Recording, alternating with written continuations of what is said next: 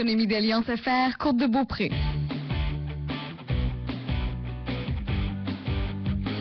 Radio Réveil. Il est 8h15, on s'entretient maintenant avec, comme c'est le cas chaque mardi, avec le maire de Montmagny, M. Jean-Guy Desrosiers. Bon matin, M. Desrosiers. Bon matin, M. Cloutier. Comment allez-vous? Oui, je vais bien. Je vais avec la température, il fait très beau. Oui, il fait beau. J'espère que ça va se maintenir comme ça pendant 15 jours. C'est pas super chaud, mais c'est le fun pareil. Soleil, ça peut être... Non, mais on est très bien, on s'habille. Ouais. Exact. Quand il fait trop chaud, même déshabillé, il fait encore trop chaud. tout le temps. On est tout le temps en train de chialer au Québec.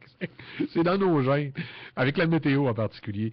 Parlez-moi un petit peu du salon multidisciplinaire de Montmagny. Oui, c'est un salon qui aura lieu au printemps, où on va recevoir commerce, industrie, producteurs, produits du terroir, industrie et tout ce type-là.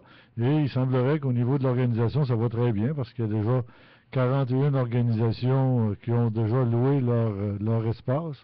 Donc, on invite les gens à y participer parce que je pense que ça va être une démonstration intéressante de ce qu'on peut offrir dans la région de Montmagny. Je pense dans la grande région de Montmagny, là, ça peut toucher aussi l'îlet ou ailleurs.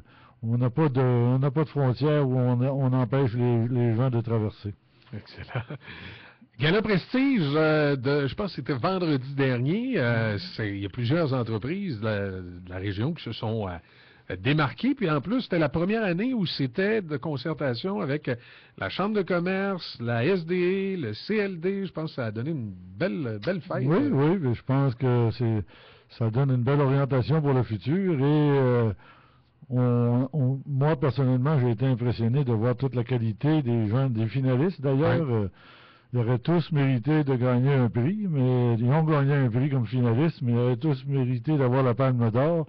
Mais vous savez, dans ce genre d'organisation-là, il faut qu'il y en a un qui se démarque par rapport aux deux autres. Donc, je félicite tous ceux qui ont posé leur candidature, parce que juste poser sa candidature, c'est un acte de bravoure des fois.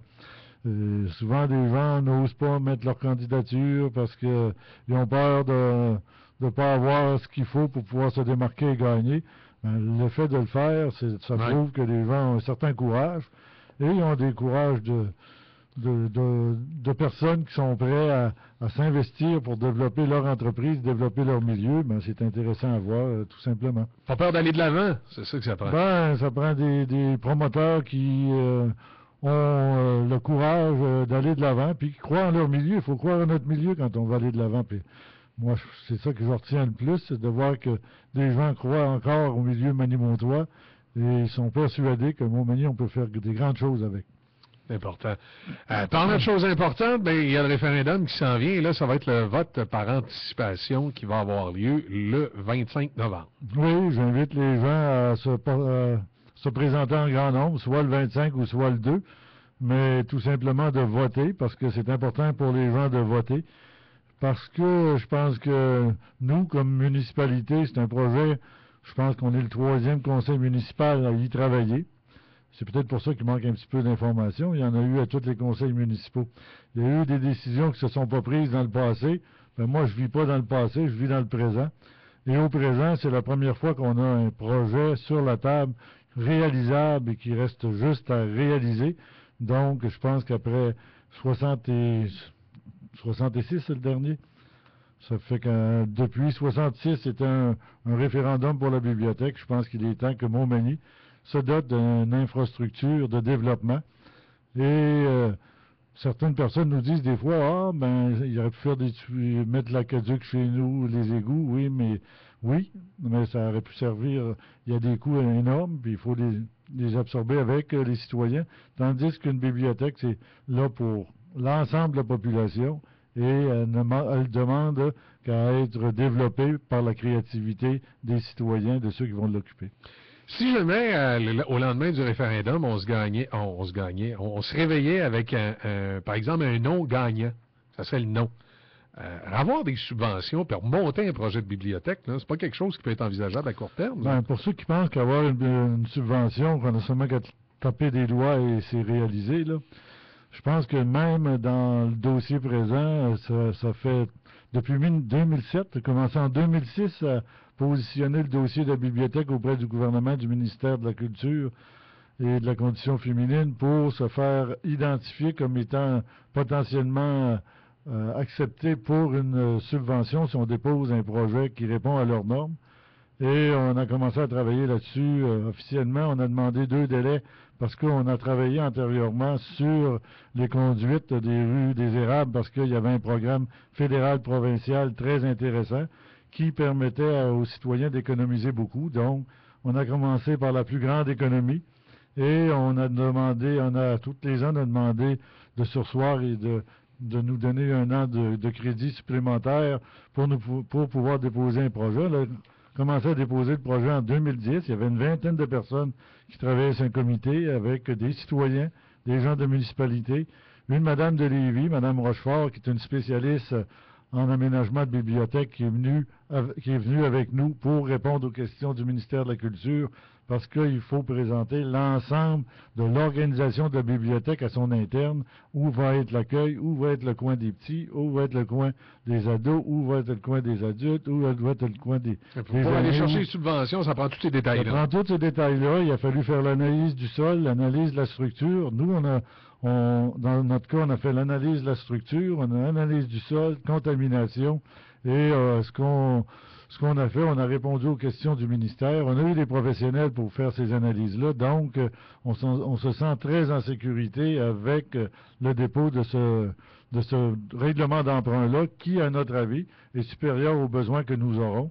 Mais nous, on doit emprunter pour l'ensemble des gens. S'il y a du privé qui s'investisse, on emprunte pour eux. Si le gouvernement, il y a 1,2 million de subventions, on emprunte pour le gouvernement et on emprunte pour la ville. Donc, si on enlevait d'emblée le 1,2, ben là, on serait à 3,3 millions. Si on a 250 000 ou 300 000 du privé, on serait à 3 millions et ainsi de suite. Mais on ne peut pas calculer ça comme ça, mais on demande aux citoyens de le réfléchir comme ça. Parce que la réalité, quand on va rembourser la dette, ça va être de cette façon-là. Ça va se passer comme ça. Et au niveau de l'entretien, je dis tout le temps, l'année passée, en 2011, j'ai fait un surplus de 743 000. Si j'avais eu 200 000 de frais d'opération d'une bibliothèque, ben, il y aurait eu 200 000 de moins. Ça aurait été 543 000 de surplus au lieu de 743 000. Ça n'aurait rien coûté de plus aux citoyens. Avec un lendemain de référendum, avec un oui gagnant, on commence quand? Là? Comme on dit, les pépines arrivent quand? Non, ça ne sera pas fini avant 2014 Okay. parce qu'il faut aller en appel d'offres pour les professionnels. Il faut faire plans et devis. Il faut aller en soumission pour la construction.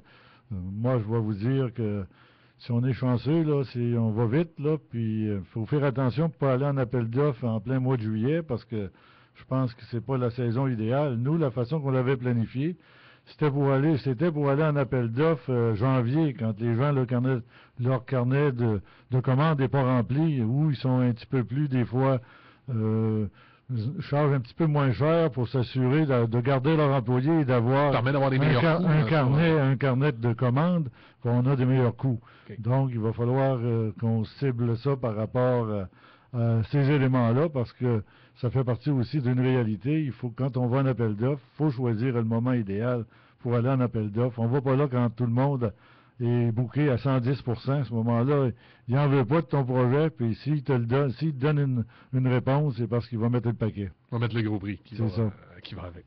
Bon, ben excellent, on va suivre ça. Est-ce qu'il y a à attendre la réponse? Oui, je pense que là, d'informations, il y en a tellement que c'est devenu de la désinformation. Ça fait que c'est toujours à revenir sur des projets antérieurs.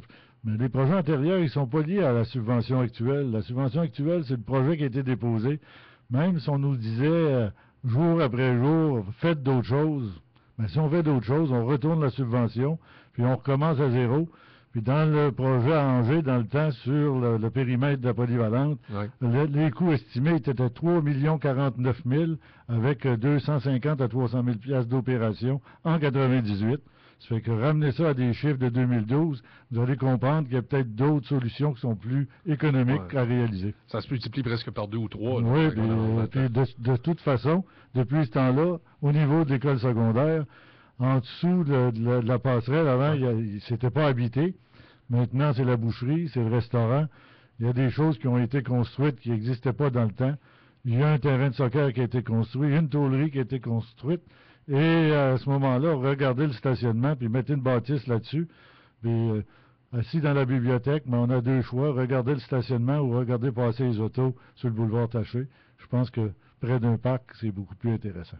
Ça change le paysage. Ça change le point de vue, j'en suis persuadé, puis ça encourage les gens à s'asseoir et à prendre un moment de repos à l'intérieur de la bibliothèque. Merci, M. Desrosiers. Bonne journée. Ça me fait plaisir. À la prochaine. C'est ça, mardi prochain. Martine est une passionnée de jardinage et à la loterie Gagnant à vie, elle vient de gagner 1 000 $ par semaine pour toute la vie. Sont cute tes pots de fleurs. Toute la vie. Sont vraiment belles vos plates-bandes. Toute la vie. Pardon, est-ce que c'est ouvert au public, ce jardin-là? Et si vous aussi vous aviez toute la vie pour profiter de votre passion? Il reste 7 lots de 1 000 $ par semaine pour toute la vie à gagner. Gagnant à vie, serez-vous le prochain? La loterie